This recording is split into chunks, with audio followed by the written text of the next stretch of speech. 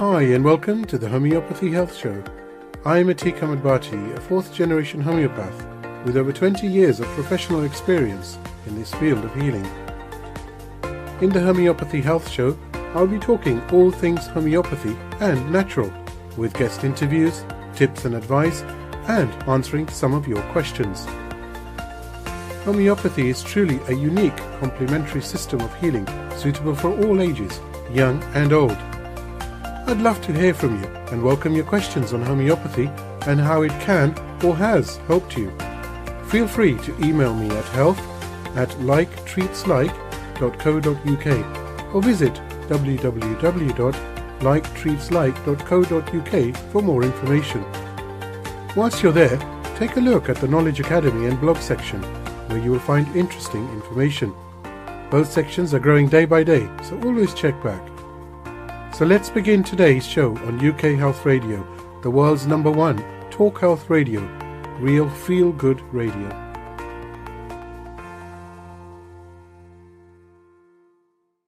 Hi everyone, I hope you're well, and of course I hope and pray it remains that way.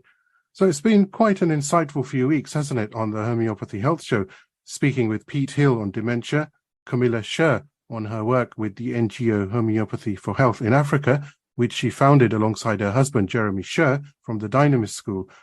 And in fact, that interview also focused on agri-homeopathy, which is a very interesting and upcoming field, which is to do with homeopathy for plants. And then I was able to speak to Herman Kepler on his journey to homeopathy and the importance and the role of nutrition in well-being and overall wellness. Homeopathy itself, is a lifelong commitment to learning, from postgraduate studies itself, research, a deeper study on the nature of remedies, and there is so much more as well. Training to become a homeopath is actually where it all starts, and it can start at any age. Some start young, others at a later stage in life, and that, interestingly enough, is one of the beauties in this incredible healing sciences. The possibilities are endless. So what does homeopathy entail? Where does one study? What's involved? How much time needs to be given, and how many years are to be committed? So to answer this, I've invited 3 recent homeopathic graduates from across the UK to today's show to share their experiences and provide you with a tangible example of their learning experiences and graduating as homeopaths. So it's going to be excellent. I'm so looking forward to this. So I welcome Ailsa Friel on the show. She's joining me from Belfast. Ailsa studied at the Belfast School of Homeopathy and graduated in 2016. Hi Ailsa, welcome to the Homeopathy Health Show.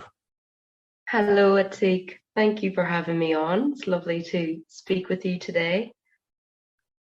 Next we have Rosie Anderson, and Rosie studied at the College of Practical Homeopathy and graduated post-COVID last year. Hi Rosie. Great to have you on the show.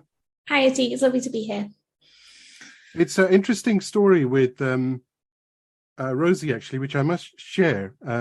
I came across Rosie on her Instagram, and it was quite a fun post, which got my attention purely because she had a materia medica or a repertory in her hand, and it just so happened to be the same one that I've got on my shelf. And we made contact, and here you are, eh? Robin Murphy for life. And last but certainly not least is Melissa Bradshaw-Weaver.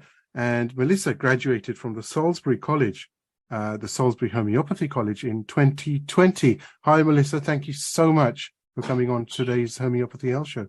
Hi, Atiq. I'm really excited to be here. So the first question that I would ask you, and in fact, I've asked all my guests over the past several episodes, is your interest in homeopathy. What made you go down this route, Ailsa? Yeah, it's a hard one to answer because homeopathy for me was always there. As a young teenager, I suppose, we were encouraged to use it by a local GP at the time, actually, which was quite refreshing.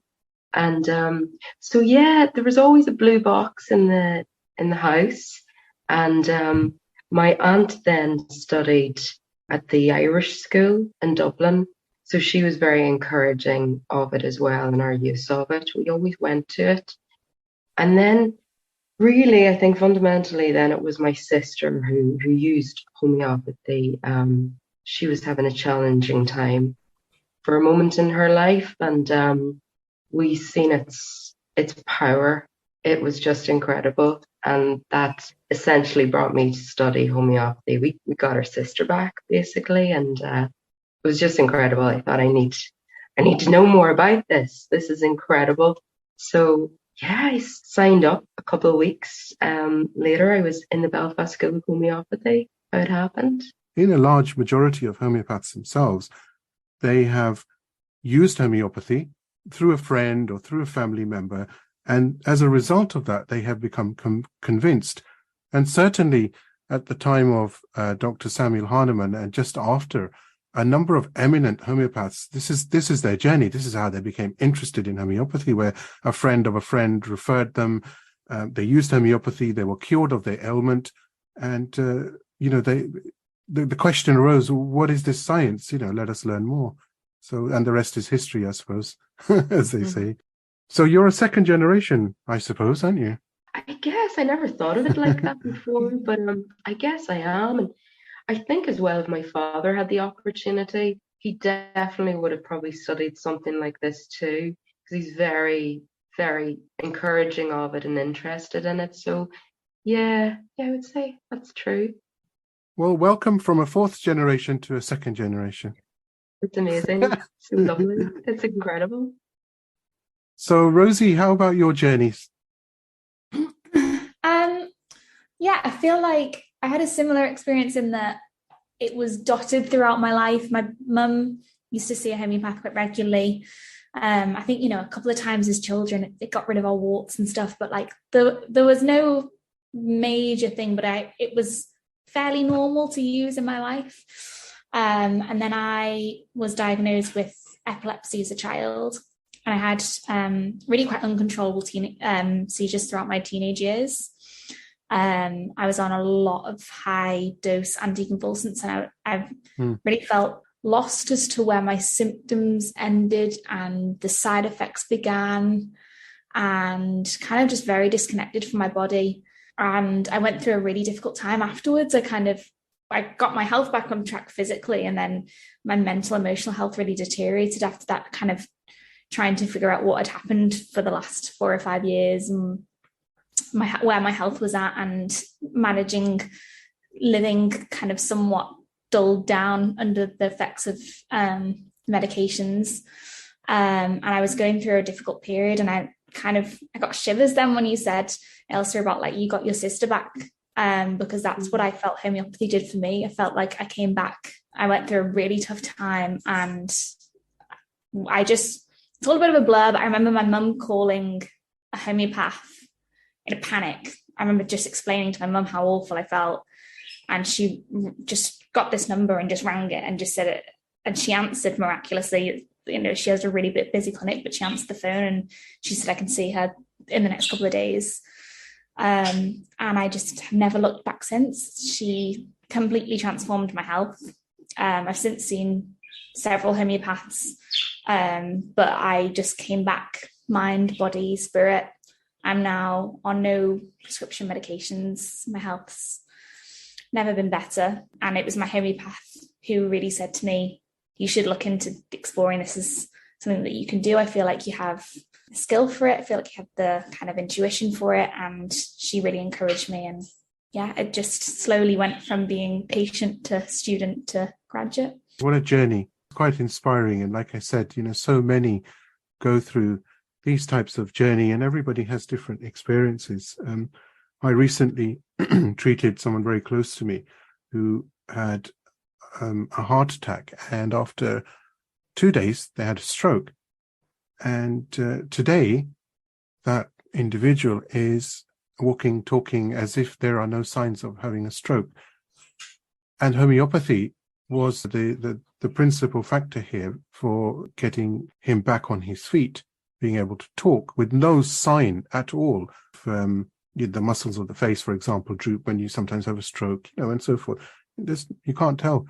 And these are the miracles of just a few select remedies. It wasn't even a huge concoction. They were just selected remedies which were given at appropriate times. So that's the power of homeopathy, you know. Melissa, Hi. how are you doing? Hello. It's fascinating, isn't it? So do share your journey to homeopathy.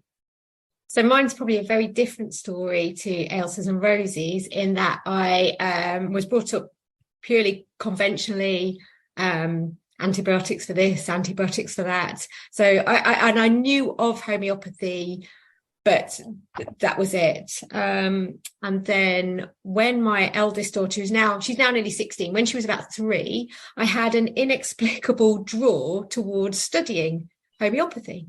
I was working in a completely different career at the time. I was in aerospace. I was a buyer for raw materials, so it wasn't even anything linked. But I was looking, there was something in me. I was looking for something along the lines of like natural health, because I just felt this pull. And I wasn't that well at the time. And I found this course with the Chichester School of Homeopathy. Anyway, I looked into it, and my little girl, she was 3 at the time. And I thought, that sounds great, but this is not the right time. Anyway, it got parked. And as I said, I wasn't very well. I hadn't been very well from having my little girl. And that illness got progressively worse to a point where she was coming up for 6. And I went to find a homeopath to help me. And I did that. And she supported me through my own return to health, which was incredible. And as that was going on, I was thinking, do you know what? I can really feel this pull. I don't know what's going on here. I really want to know more. I've had this pull to know about it. The pull is now stronger. So within a year of starting my own homeopathic treatment, I signed up and started at Salisbury Homeopathy College. And I honestly didn't really know what I was there for. I just had this pull, and I did some background reading on it. And it was enough to get me really sort of worked up and inspired, and like, oh my God, I can't, I'm really so excited about starting this. And that was it. And with that start, my little girl also then began receiving homeopathic treatment, and it kind of changed my life completely. So there is, there's no one in my family who did use it at that time, they had no understanding of it. But now here I am. My mum and dad have their own Miranda Castro book, and they are excellent at treating their own acutes. It's quite phenomenal. And my husband is a big fan of it. And I've since had another little girl who's 7, and she just knows what remedy she needs. She will go to the drawer and she'll say, Mum, I've done this. I need a hypericum. And it's become my life, my way of life, my family's way of life. So I sort of quite thankful for getting as ill as I did, but also having that sort of weird pull to something I knew nothing about. And that was it. My life changed in a heartbeat. So obviously I'm now no longer an aerospace buyer. My life flipped completely on its back. So that's another amazing story. It's interesting you mentioned this pull, because frankly speaking, homeopathy is not for everybody, but the ones that do become homeopaths, I don't think I've ever come across a homeopath who isn't successful. And it's because of that, what we're doing, all of us, is a service to humanity.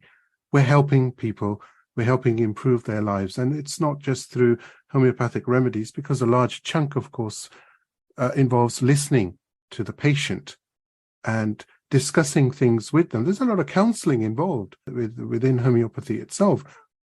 Yeah, I think I was definitely, so I fell into nursing as straight from school. Like I say, I was quite unwell and I needed something that I could study locally, and there was a nursing school kind of 15 minutes away from me.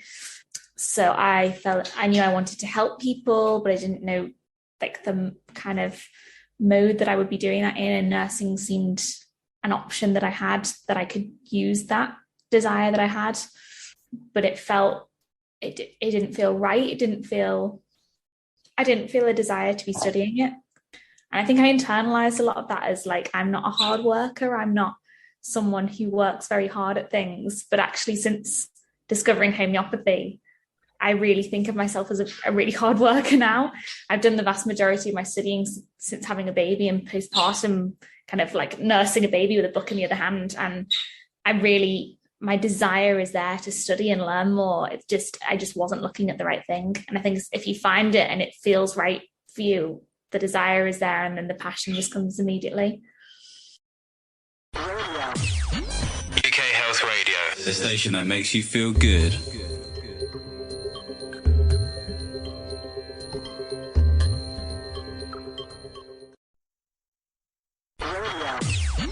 UK Health Radio, the station that makes you feel good.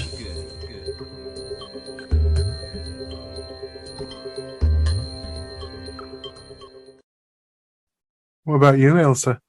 It's so lovely hearing these stories as well. And it's just, I think too, with homeopathy, it's an energy-giving medicine, and it does give us a lot of energy, being around it, using it. It's so amazing. But us women too, I don't want to make it about men and women, because there's some fantastic men that do so much as well. But women do find so much space, like yourself, Atiq.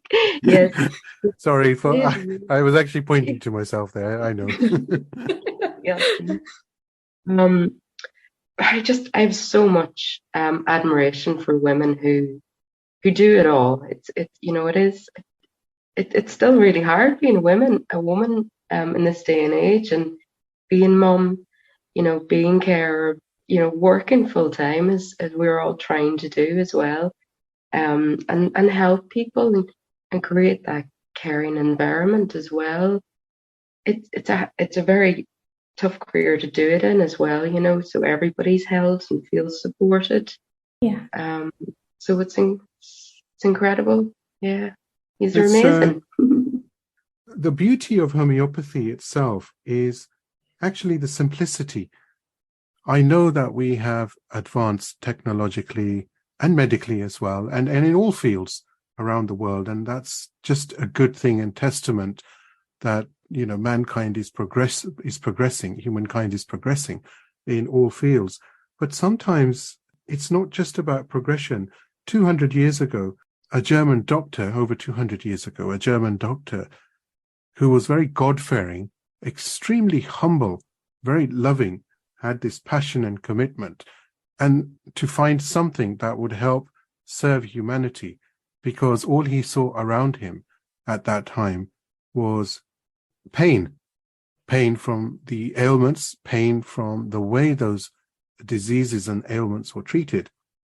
And he carried on for a very, very long period of time.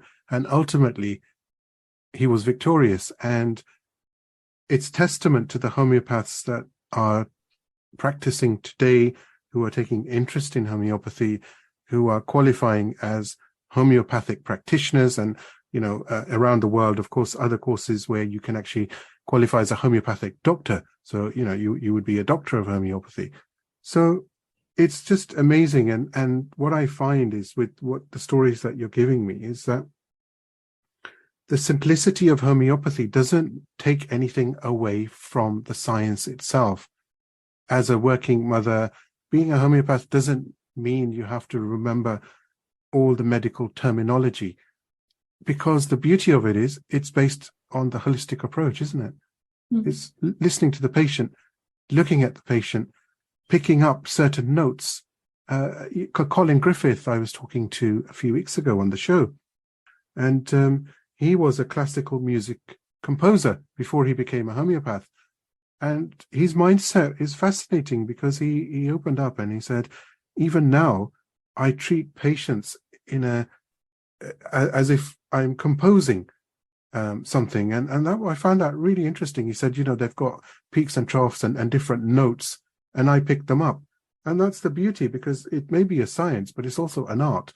I'm an artist. I paint my own pictures. Ailsa, Rosie, Melissa, you're different artists, and you have your own way of expression. It's so open, it's so flexible, it's so adaptable, it's so you can mold it, you can ply it. Yeah, we were always told at college not to worry, as long as we were following the science, as it were, to come to the right prescription. Another homeopath might follow another path to come to what they deem to be the right prescription. Ultimately, we both had the same aim at healing for that patient, but we might do it two different ways, which is kind of representative of our backgrounds and how we all became homeopaths. We all, like a bit like Colin Griffiths, we all see our own sort of notes, as it were, in the cases, don't we? And the essences of the patients. And I know as a newbie, a relative newbie to it, sometimes I'm still sort of like, oh, well, another homeopath might not come to this conclusion. They might not see this remedy, but I can see it, and it gets you in a little bit of a wibble. But yeah, that's the beauty of it, isn't the individualistic side of it for both the practitioner and the patient, I see. There's actually a fun side to this as well, isn't it? I don't know if it's fun, but certainly I find myself always looking at, when I speak to anybody, I'm just looking at their constitution, even outside when you're shopping and you're observing people in the supermarket. And then I have to say, stop it, don't do that. You're here to get milk and eggs, you know. Don't analyze people. But it's interesting though, isn't it? Because it's a tool that actually certainly helps us to develop more, to know people. Because if you know a certain person, let's just focus on constitution as an example.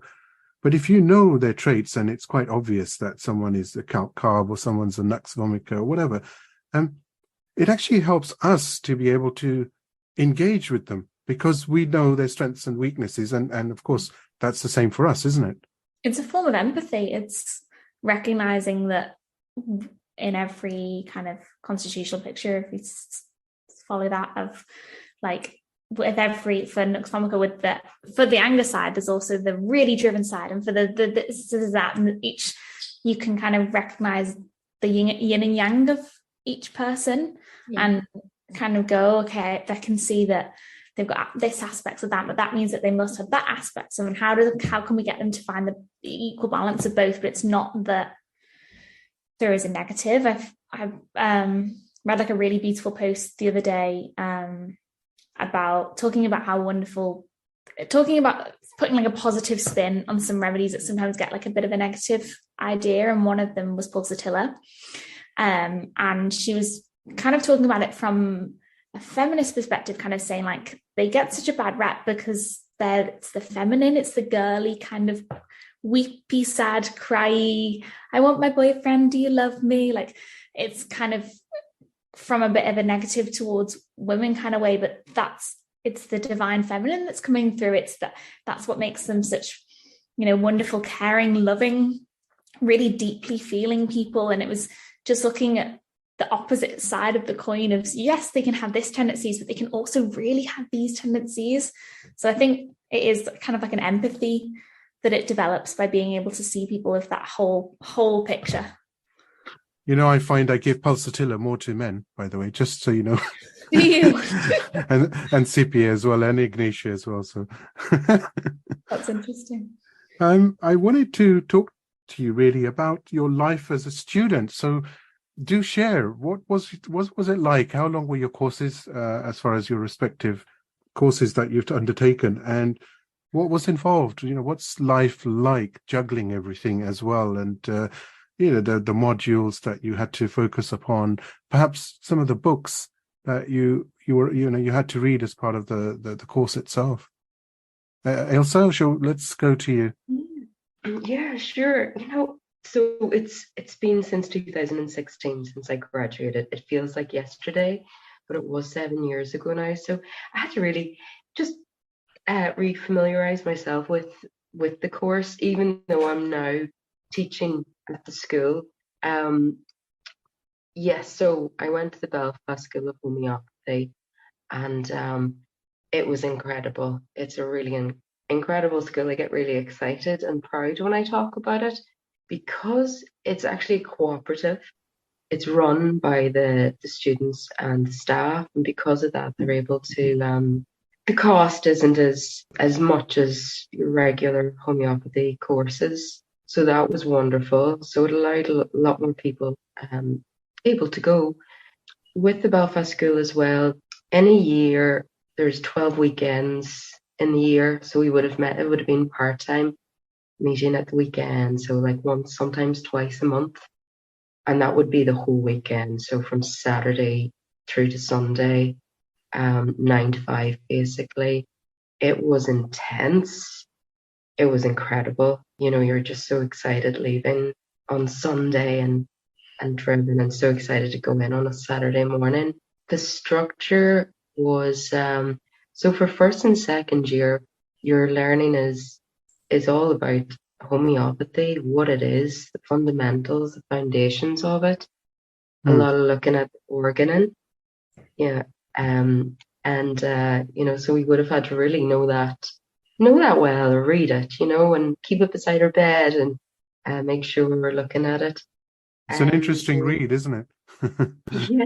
Not always easy. It's so not. I really must go back to it. It's something I do look at, but I must go back to it again. It was great. Second year would have been more delving deeper into those themes again. You're getting deeper and deeper, learning more and more. With a lot more focus on the physical body, the anatomy, just to get a general understanding of it, disease in the body, and looking at organ supports then, I suppose, through that. So yeah, there was a lot to take in. At the end of every year, we had to submit a project, be working on it throughout the year. So a first aid project, family remedies would have been another one. A lot of work. I mean, we're asked to put in about 15 hours during the week.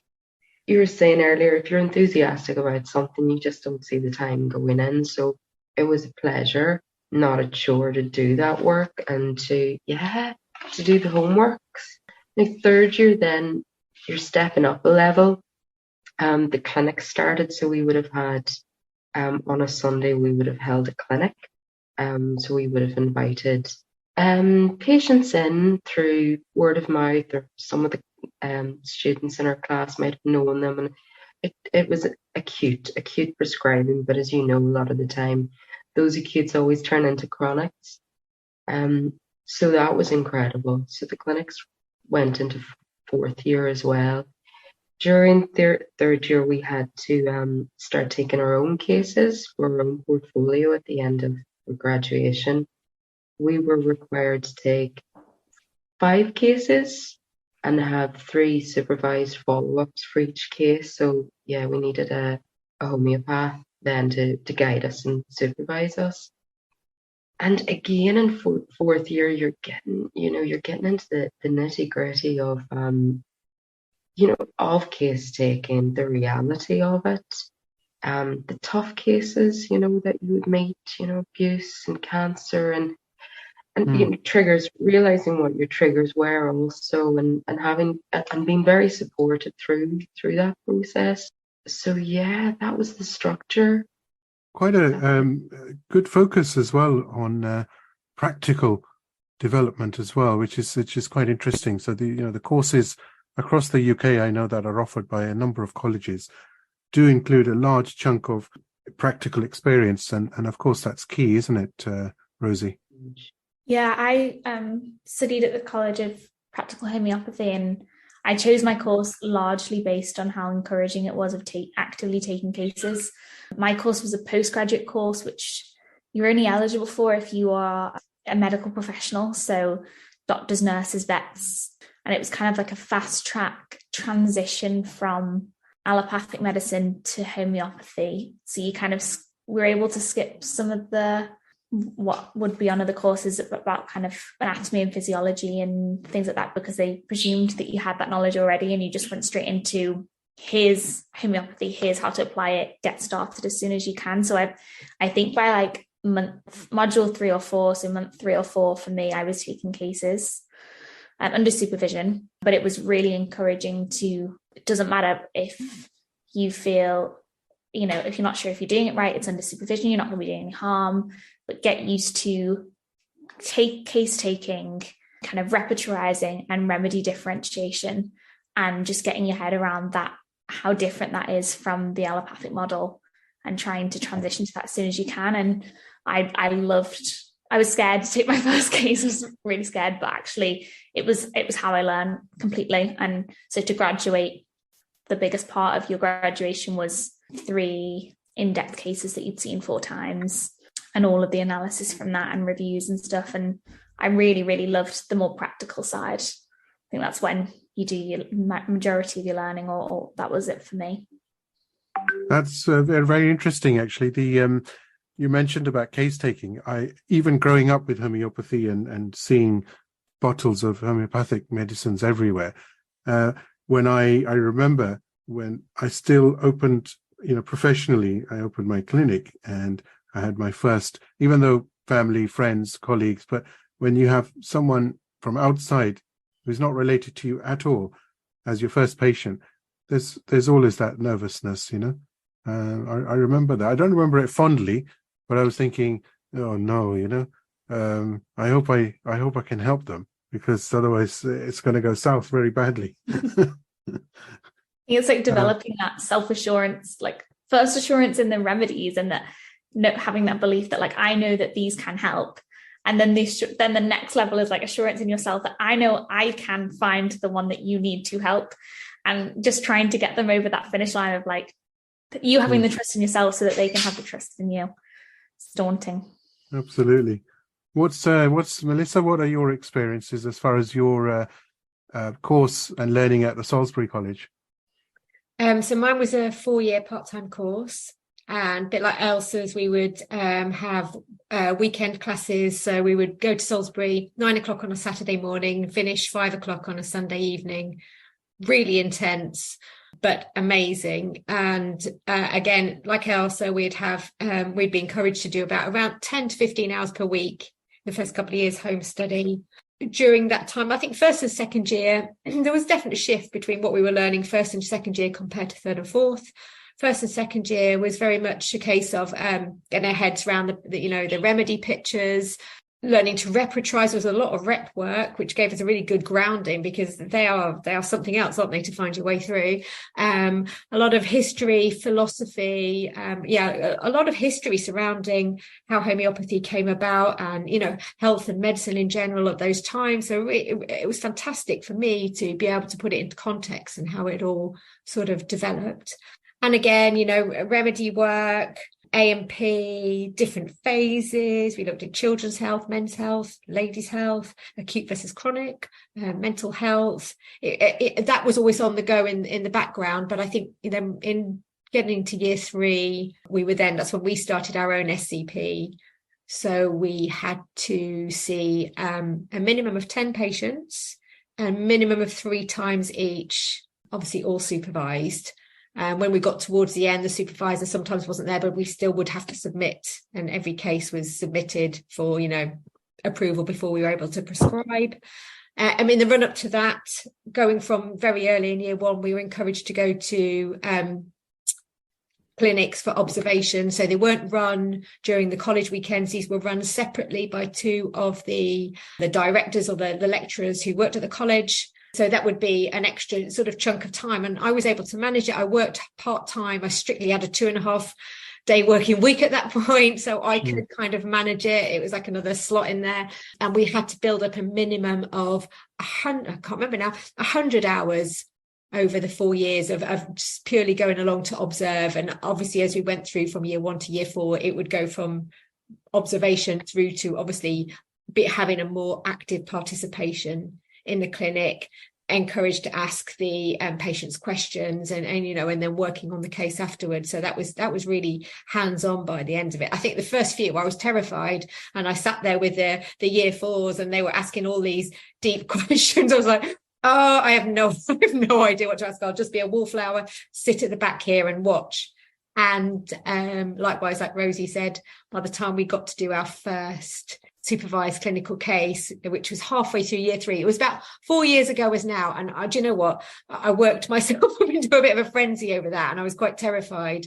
But actually, I think beyond the first couple, I lost that nervousness, and then really started to get my own thing going. And I was using a bit of a script and crib sheets to find my way through the first few consultations. And it was probably quite rigid, and me checking all the time. But, within a couple of months, I'd kind of really relaxed on that and found my own flow, as it were. So that took up the majority of the end of year 3, and of course, most of year 4. So. As you mentioned that, I was thinking the first time I opened a repertory, And I thought, what is this? I mean, what's going on here? It was so funny because I was laughing at myself. I thought, there is no way that I'm going to understand what this means.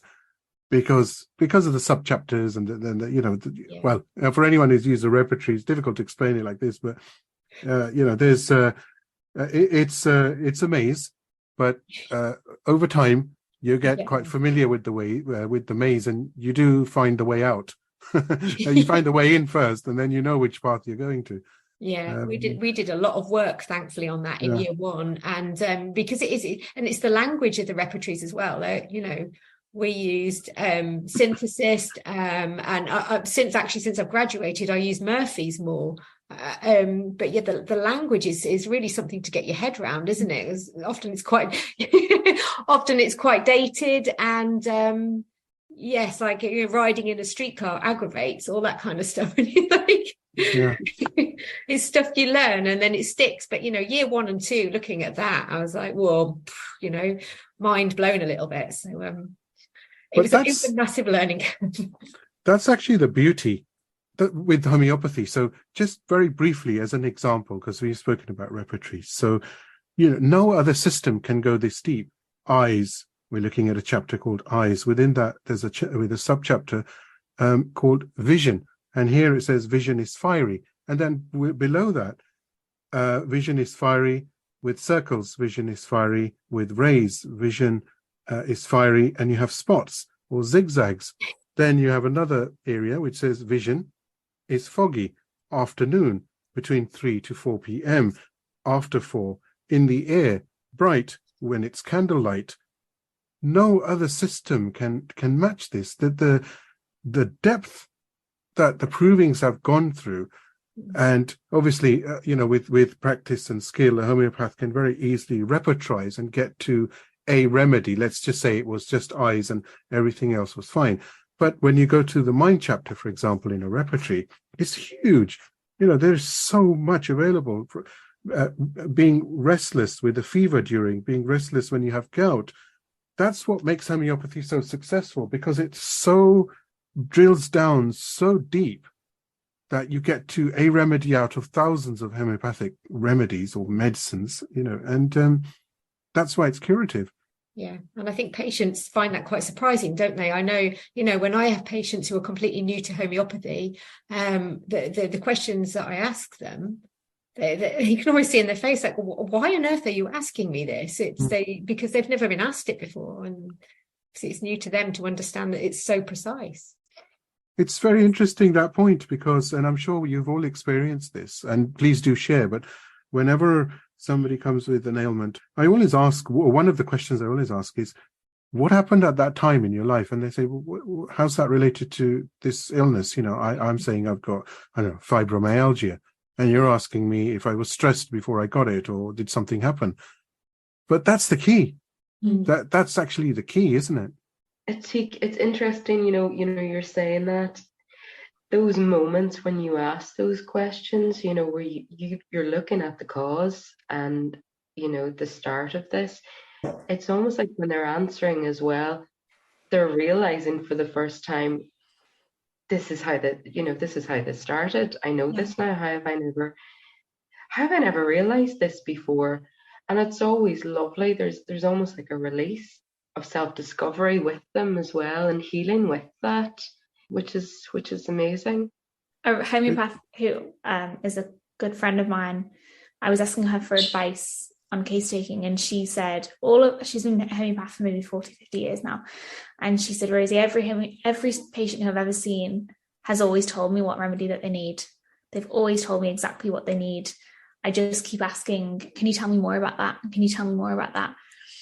And as it unravels, they will figure out themselves, and they will communicate it to me, and I will then give them the remedy that they need. And I saw her at one point, and she did that for me, and she kind of kept saying, and what was going on at that time? And can you tell me more about that? Can you tell me more about that? And then I kind of just went, and then this had happened, and I felt that relief of like, oh, I know what it was.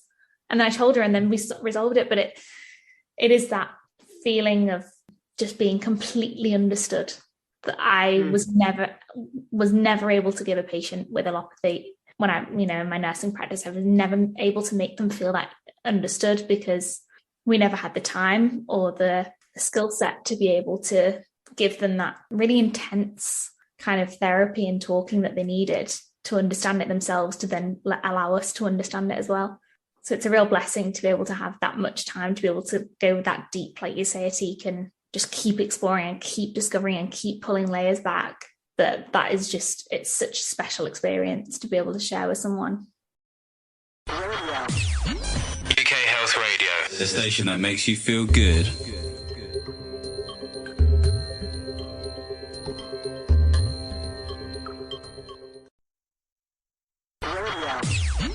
UK Health Radio, the station that makes you feel good.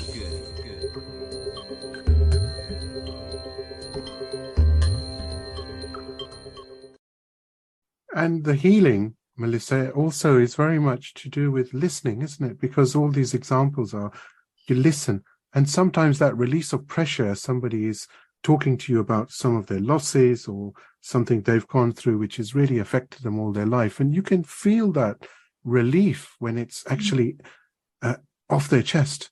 And it just needs somebody to listen. And homeopaths are in a prime position, because without listening, we can't prescribe. Yeah. It's not 10 minutes. It's half an hour, it's an hour, it's as long as it takes. Yeah, absolutely. And I think, I do, again, patients who are new to homeopathy, I do tell them how long this is going to be, but I don't think a lot really sort of get the gist of how much they're going to be able to talk about stuff in that time, because there's a lot of people are not used to be able to doing that. And I always say to patients as well, sometimes the first remedy, sometimes the first prescription is you just being able to talk. And I've had a few patients who have just been quite tearful within tears of like joy and relief afterwards, not sadness so much, sort of like because they've been able to talk, and just as Ailsa says, like made that connection between when symptoms have started and what was going on for them, and it's been the first time they're able to make that connection, but also that sort of ability to download in a safe place and start to make those connections in their head as to how things have happened. We're in such a blessed position to be able to help people. Honestly, I just always amazes me that it's a true blessing, because to be able to help somebody, and as you've said, just by listening, sometimes half the problem goes away. And isn't that a really humbling experience? Isn't that an honor to be able to be in that position where you can truly make a difference and heal somebody and let them get on with their life, and let them go on their own path, but let them go on a path where I use the example of the back flower remedy, walnut, they're stuck, but you just push them along and they've gone, and they say, right, I couldn't move before, but now I know which way I need to go. How humbling is that, don't you think? Humbling is the word, I think, overall. And it's really important just, to honor that space too, and continue to do so. It's been... I can hear a little budgie in the background. He's chatting away. It might sound like I'm in some beautiful woodland somewhere. It's my budgie in front of me in his cage. You can imagine if there's a parrot and you taught it the homeopathic remedies, right? Well, he does. Arnica, belladonna, positive. Yeah, the only thing he can say is Alexa, unfortunately. Oh, no. I'll just move him away. Me and Alexa have issues. Okay, so I wanted to end our conversation actually with some questions for you, which I'm sure the listeners will be delighted to know the answer to. So let's start with Melissa. 4 questions. Your favorite book, as in homeopathic book? I'm a bit of a book addict. So the problem with homeopathic books is they become a bit of a guilty pleasure. So, but I did recently invest in a new MapMed, and I'd been working through a number of the years, but my new MapMed and my new favourite MapMed is Nature's Materia Medica, and I'm not sure how I hadn't found that before. So that's my new favourite at the moment, and that's simply, I think, because of the layout. It just makes it so much easier to use than previous ones. So that's my current love, but I'm quite fickle on that front. And ask me in a month's time, and I might have a new love. Favorite remedy or remedies? If it's remedies, you've got 3. Well, so this is quite interesting for me. So when I first graduated, and then I started reading every other book under the sun, because that's it, because homeopathy becomes a hobby, doesn't it, as well as it. I thought, oh wow, there's all these remedies out there. We've got all the traditional ones, we've got all these new spangly ones. I like those too. So I've sort of been out there, done other remedies, but I've always come back to the polycrest. It sounds really boring, but I don't think anyone should ever underestimate those. And the more children I treat, the more I see those come into their absolute own glory. So I've kind of looked out there and gone, no, let's go back. And I'm absolutely loving the polycrest, because with each prescription I make, I learn, like we're talking about different aspects, the polarities of each remedy. With each prescription I make of the polycrest, I learn a whole new part of that remedy, or it sort of enforces it. So I love the polycrest. It's encouraging me to sort of to use those more, I think. And I always, when I graduated, I heard about a homeopath, I can't remember who it was, who said it was a bit of an 80-20 rule. 80% of the time he was using 20% of the remedies, just walking around with a polycrest in his case. I was like, how can you do that? And at the moment, that's where I am, and that's what I'm loving. Fascinating. Thank you so much for sharing that. Rosie, it's like mastermind, this, isn't it? Favorite book, if there is one? I think the one I keep going back to is The Impossible Cure, Amy Lansky. I just think it's just such a really wonderful balance of an introduction that anyone can read to homeopathy, but with the combined knowledge of her experience, both being as a witness to homeopathy and then as a patient and then as a practitioner. I just think it explores the perfect balance of it's for anyone is able to read it, but it's got a really personal spin on it. And I really like how she writes in that book. I also love Healing Complex Children with Homeopathy. I can't remember, I think that's Lemke. Yes. That's a brilliant book, and it's got so much knowledge in there. But I think the one that is most applicable to anyone from newly starting out, has never used a remedy before, to practitioner is The Impossible Cure. It's my favorite. Favorite remedy or remedies? I know it's a tough one. I always find my way back to Nat Muir. Absolutely love Nat Muir. I've seen it's done wonders for me throughout my life, and I've seen it do wonders for others. The relief that it can bring of that just like heavy, burdeny grief feeling.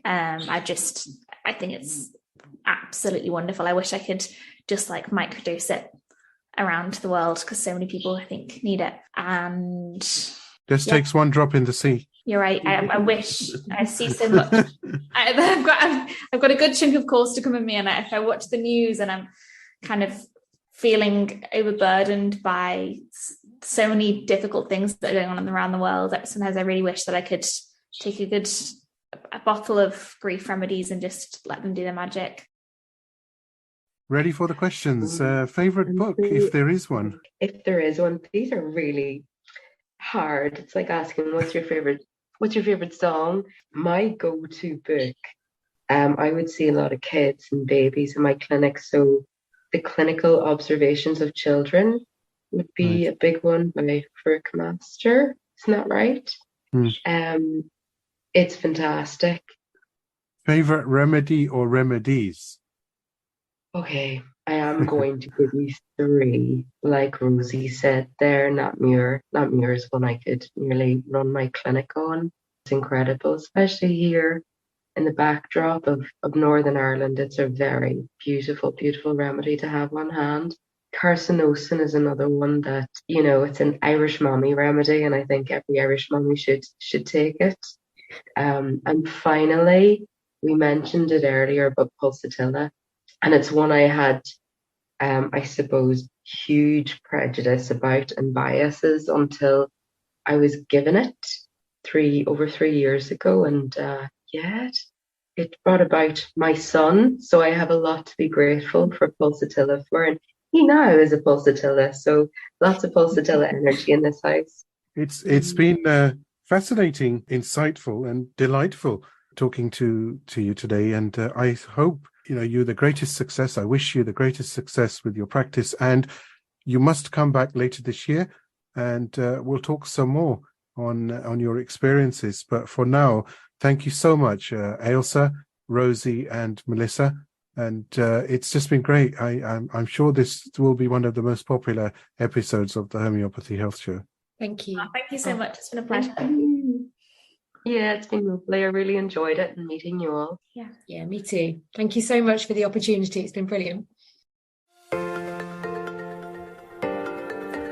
I do hope you've enjoyed the Homeopathy Health Show here on UK Health Radio, the world's #1 talk health radio. Tune in next time for more things homeopathy, interviews,